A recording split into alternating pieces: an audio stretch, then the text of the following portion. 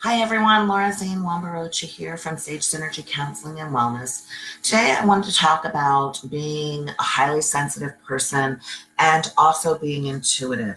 So a lot of highly sensitive people perceive the world very deeply, and we're getting a lot of information. And what that does for us is it also gives us a deeper connection with the universe and the energy waves that are happening out in the world. So, for a lot of us, we're not only highly sensitive, we're also intuitive. And how I describe intuitive is knowing or feeling things before they happen, or having a really strong gut feeling that something is about to happen, oftentimes before your peers or your surrounding people will know it. For many of us, this starts in early childhood and it comes to us through hunches or dreams or body reactions. You might get chills up and down your spine, or you might have a dream that something is about to happen, or you just feel something so deeply that you know it's a truth and there's nothing you can do about it. We often cannot stop the hunches, dreams, and intuitions from happening. And so we try to warn those, or we will try to know that it's happening and see what we can do to make the transition easier for the people who might be experiencing it. So for me, a lot of times my hunches and intuitions would come in through dreams, and they would frequently be of births or deaths. Now, currently, they come in through body talk. My body kind of will give me chills, or I'll get a very strong gut feeling when something is happening. But growing up, I didn't quite understand that this wasn't something that everybody experienced. I didn't know that not everybody had these gut feelings or these hunches. And so a lot of times I would share this information and it would freak people out. It happens to a lot of us that are intuitive. We share this information, especially as children, and we assume that everybody else has the same experience, and they don't. I kind of use the example, my son is double jointed, and he'll do this crazy thing with his thumb where he'll completely bend it backwards and he can touch the back of his thumb, and it totally creeps me out. Well, people who aren't intuitive, when we share intuitive information, it often will freak them out and make them feel as uncomfortable as my double jointed son makes me feel.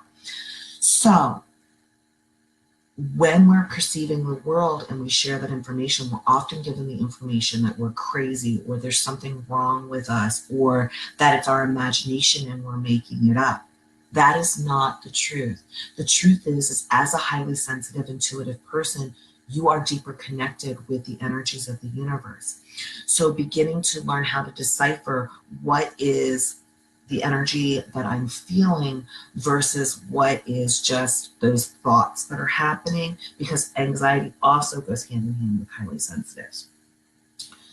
We have a difficult time sometimes doing that. So we verbalize out loud to those around us and they're like, oh, you're crazy. As we get those messages as children, we begin to shut down and we begin to feel like maybe we are crazy. How that carries over into adulthood is when we have those fears coming up, or we have that information coming in, we begin to fear sharing it with other people because we feel like we're going to be judged. So a lot of us try to shut down our intuition.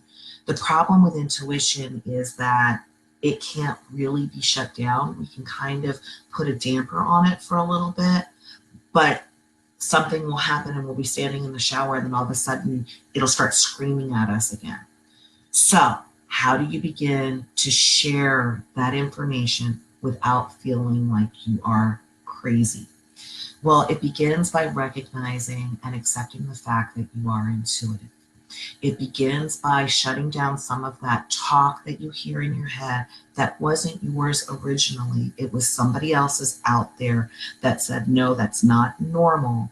And shutting down that talk and beginning to really recognize that that was somebody else's judgment, that was not your own.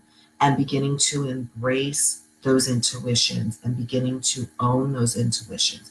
So it might take writing them down and seeing, how much of this, how did I feel when that intuition came in? How did I feel when that came through? Is this a repeat feeling? Did it come true? Was it off? Many times people expect, if they're not intuitive, that when you do have an intuition, it comes through exactly like it's supposed to be. And it doesn't work that way. Intuition is often done in symbology of things. So you might dream of or get a vision or a feeling that it is your father-in-law that something bad's going to happen to, and it might be somebody who's in a similar role to your husband of that. So it might, or your significant other of that. So it might not be your father-in-law, but it might be another male figure in his life that's just as important. So knowing that your intuitions aren't black and white, they're symbology of what's happening in your life, and then trusting them, knowing that you're not crazy, that it does happen for highly sensitives, and that you are learning how to work with that symbology, and knowing that you are really experiencing things on a much deeper level than what non-sensitives are, that you're pulling in universal information, universal consciousness, and that as you get clearer and you begin to accept it more, it'll start happening more frequently. You'll start to get the rhythm of that language. You're not crazy, that you are experiencing life a little bit differently than most people. I hope this helps some of you out there that are trying to embrace your intuition, that are trying to really know the difference between anxiety and intuition.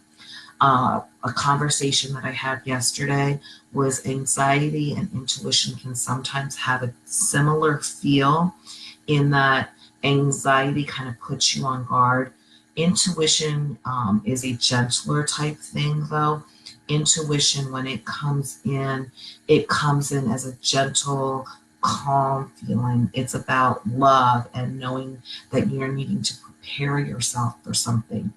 Anxiety comes in. When anxiety comes in, anxiety is not based in love. Anxiety is based in fear. It's based in a need to control.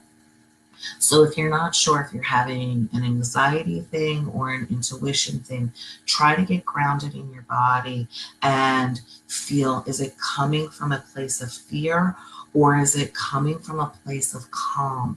If it's coming from a place of calm, you know that's intuition, that's anxiety.